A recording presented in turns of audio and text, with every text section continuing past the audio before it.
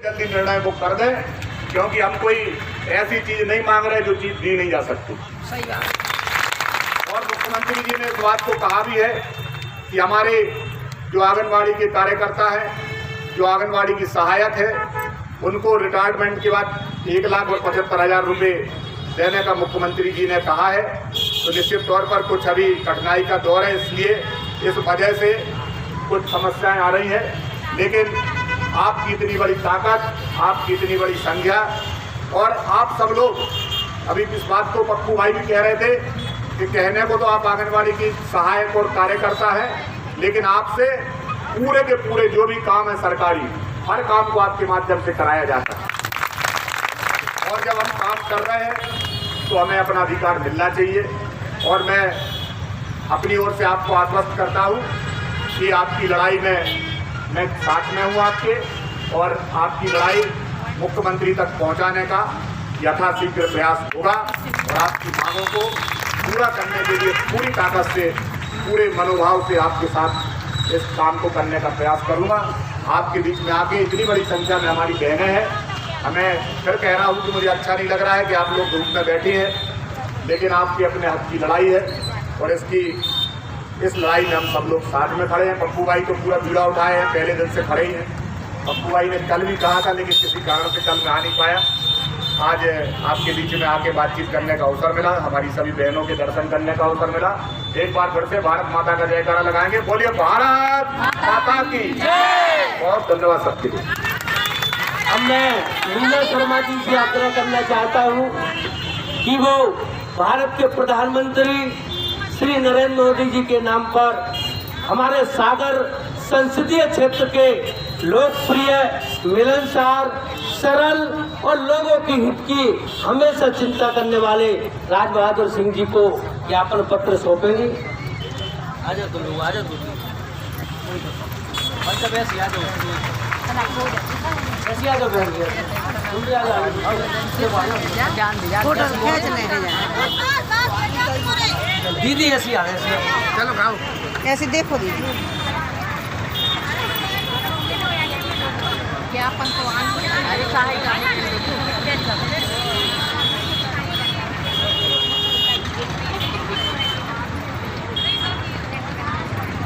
हमें बड़ी उम्मीद है आपसे, और मैं बताने में हमें कोई वो नहीं है।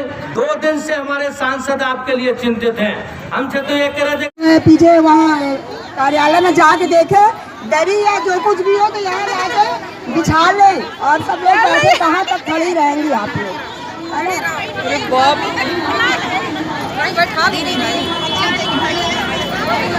फूल नहीं चिंगारी है, भारत की नारी है। फूल नहीं चिंगारी है, भारत की नारी है।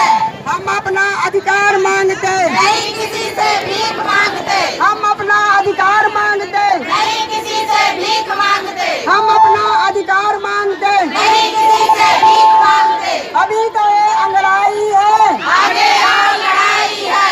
अभी तो ये अंगड़ाई है, आगे और लड़ाई है। अभी तो ये अंगड़ाई है, आगे और लड़ाई है।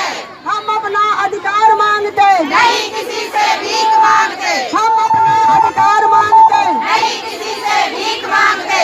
फूल नहीं चिंगारी है, हम भारत की नारी है। फूल नहीं चिंगारी है, हम भारत की नारी है। फूल नहीं चिंगारी है, हम भारत की नारी है। फूल नहीं चिंगारी है। हम भारत की नारी है।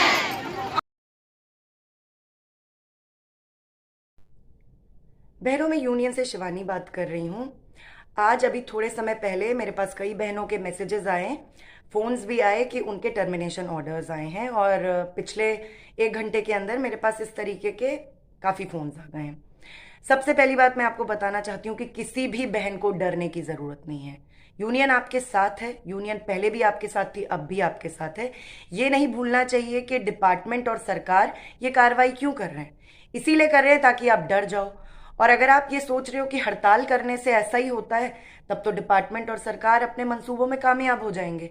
ये सोचने की कतई ज़रूरत नहीं है, डरने की कतई ज़रूरत नहीं है, घबराने की कतई ज़रूरत नहीं है।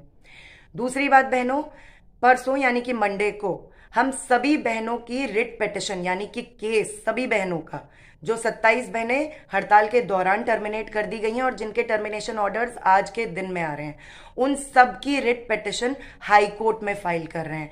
हमारे केसेस सुप्रीम कोर्ट के जो सबसे सीनियर वकील है, हिंदुस्तान के सबसे नामी गिरामी वकील है कॉलिन गोंजाल्विस, वो देख रहे हैं।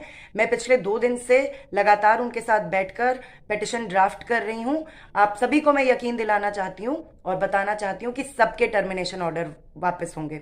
जाहिरा तौर पे कोर्ट का केस है, थोड़ा वक्त लगेगा, लेकिन सबके सब वापस जाएंगे, सबके टर्मिनेशन ऑर्डर्स रद्द होंगे, क्योंकि ये इलीगल, गैर कानूनी टर्मिनेशन ऑर्डर्स हैं। तीसरी बात बहनों, अब याद करो मैंने बार बार हड़ताल के दौरान क्या कहा था, मैं आखिरी दिन तक क्या कह रही थी। मैं बार बार यही बात कह रही थी, आप मेरे पिछले वीडियोस देखो, कि अगर पूरी हड़ताल के समय मुस्तैदी से नहीं खड़े रहोगे तो जो ज्वाइनिंग लेने जा रहे हैं वो भी फंसेंगे। और आपको मैं बताना चाहती हूँ, आज जितने भी टर्मिनेशन के ऑर्डर्स आए हैं उनमें से 80%, 80% वो हैं जो हड़ताल के अंत तक नहीं थे, वो पहले ही ज्वाइनिंग ले चुके थे। कुछ ने 7 तारीख को ज्वाइनिंग ले ली थी, कुछ ने 3 तारीख को ले ली थी, कुछ ने 28 तारीख को ले ली थी। डिपार्टमेंट क्यों उनके साथ ये हरकत कर रहा है? इसलिए कर रहा है क्योंकि आपका डिपार्टमेंट और आपकी सरकार आपकी सगी नहीं है, आपकी बहनें और यूनियन आपकी सगी हैं। लेकिन उन बहनों को भी मैं कहना चाहती हूँ कि आपके केस यूनियन देखेगा, यूनियन आप लोगों के साथ खड़ा है, लेकिन ये हम सबके लिए एक सबक भी है। क्या सबक है? कि अगर हम अपनी एकता खुद ही तोड़ेंगे, अगर हम अपनी यूनियन के, अपनी बहनों के सगे नहीं रहेंगे, तो डिपार्टमेंट कभी किसी का सगा नहीं हुआ है। आपको क्या लगता है अफसरशाही, नौकरशाही, नेताशाही आपके सगे बनेंगे? ये नहीं बनेंगे।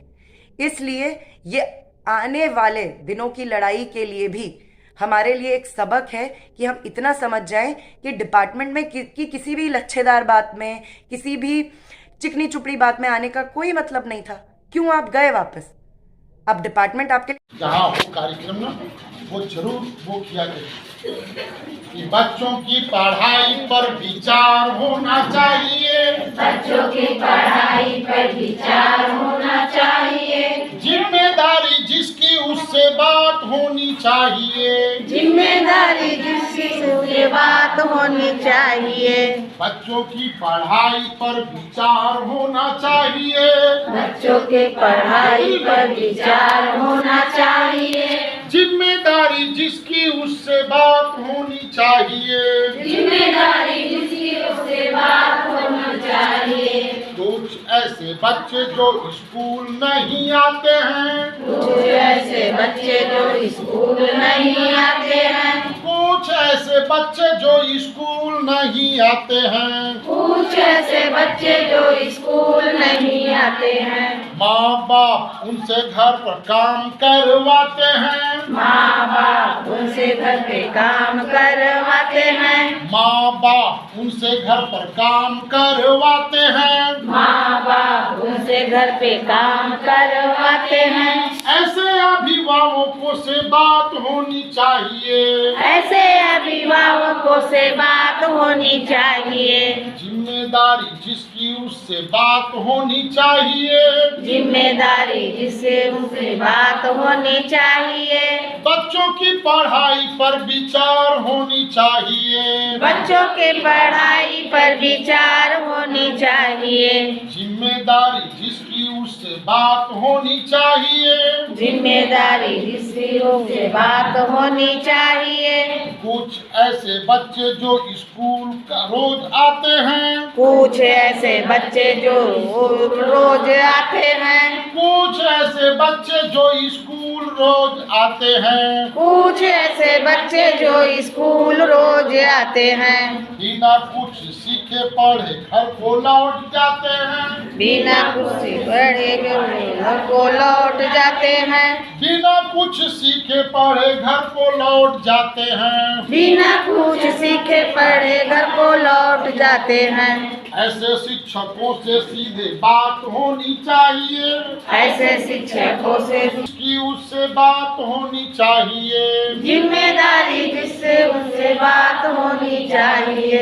बच्चों की पढ़ाई पर विचार होनी चाहिए, बच्चों की पढ़ाई पर विचार होनी चाहिए, जिम्मेदारी जिसकी उससे बात होनी चाहिए। जिम्मेदारी जिससे दरवाजे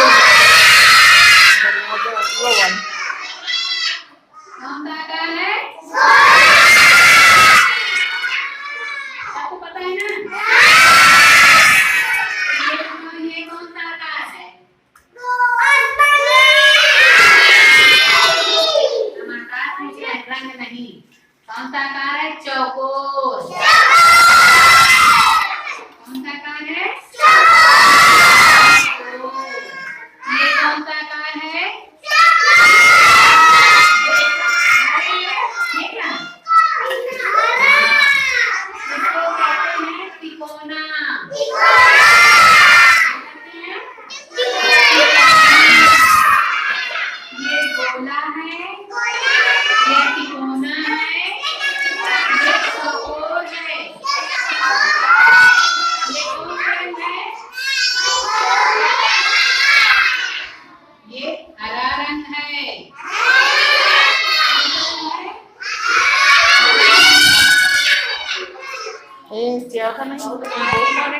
ये कौन सा रंग है? लाल। हरे रंग का कपड़ा कौन पहना है? जो हरे रंग का कपड़ा पहने खड़ा हो जाए। जैसे ये देखो, खड़ी दो। ये देखो, इनके कपड़े का रंग कौन सा है? हरा। लाल किसके कपड़े का रंग है? तुम खड़े हो जाओ। ये इसी कपड़े का रंग कैसा है? तुम लोग बताओ। लाल। आगे वाले क्या नहीं बोल रहे? कौन सा रंग है? लाल। मुड़ के देख लो, मुड़ के देखो, कौन सा रंग है? तो इस तरीके से हम कौन सा रंग की साड़ी पहने हैं? गुलाबी। मेरी साड़ी का रंग कैसा है? गुलाबी। अच्छा चलो, अभी हम एक एक सभी कपड़े के रंग से तुम लोग को रंग पहचानवाएंगे, ठीक है?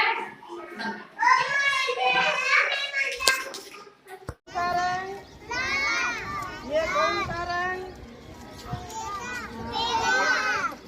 ये वाला कौन सा रंग?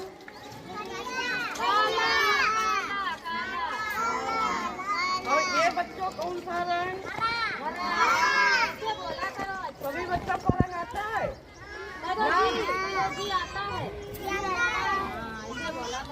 तो सबने नाम याद, रंगों के नाम याद कर लिया?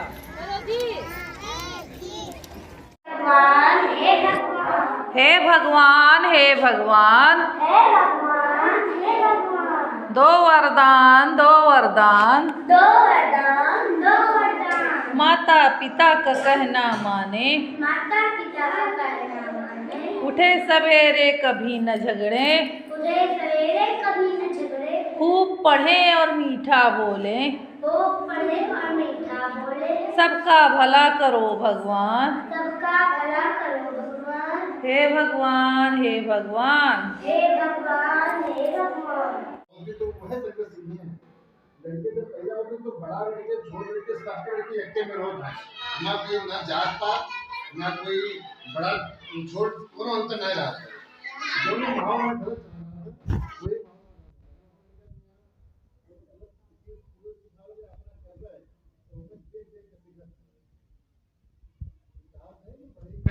बड़ी बनता है।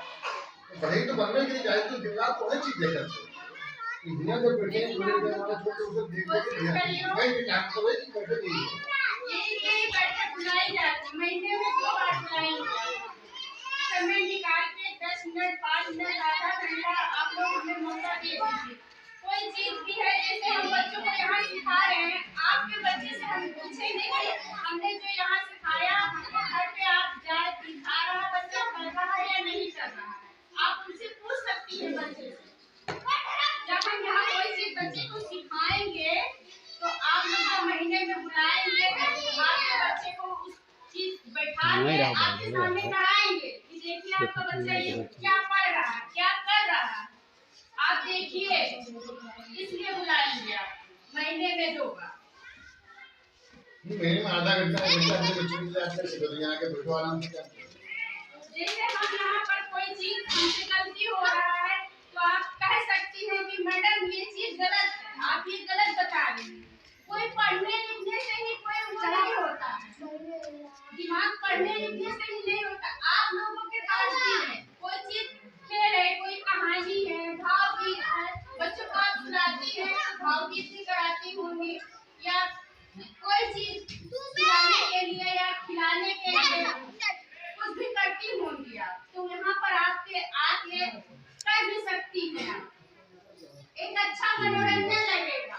अभी तो शुरुआत किया है, नाम लिखा, चलो तो यहाँ सब ढोल मजीरा भी है, सब कुछ है, तो उसके वजह से आप लोग गीत भी गा सकती हैं, आपका मनोरंजन भी बढ़ेगा। लेकिन आप जब समय निकालेंगी तब आप बच्चे को भेजेंगी, डेली आएंगे बच्चे, हम क्या सिखा रहे हैं, क्या पढ़ा रहे हैं, क्या बता रहे हैं, क्या सीखा आपका बच्चा, वो भी आप देख सकती हैं कि हम यहाँ फर्जी घूमने तो नहीं आ रहे हैं, हमारे बच्चे को ये कुछ सिखा रही है या नहीं सिखा रही है। इसलिए ये पेरेंट्स मीटिंग, इंग्लिश में पेरेंट्स मीटिंग हो जाती है बच्चों की। एक महीना 2 महीना 3 महीना, लेकिन अपने बाद में सही रास्ते जाते समय में देखो आप। 1 2 3 4 5 6 7 8 8 7 6 5 4 3 2 1। आसमान में चंदा गोल, पापा जी का पैसा गोल, मम्मी जी की रोटी गोल, हम भी गोल तुम भी गोल, सारी दुनिया गोल मटोल। आसमान में चंदा गोल, पापा जी का पैसा गोल, मम्मी जी की रोटी गोल, हम भी गोल तुम भी गोल,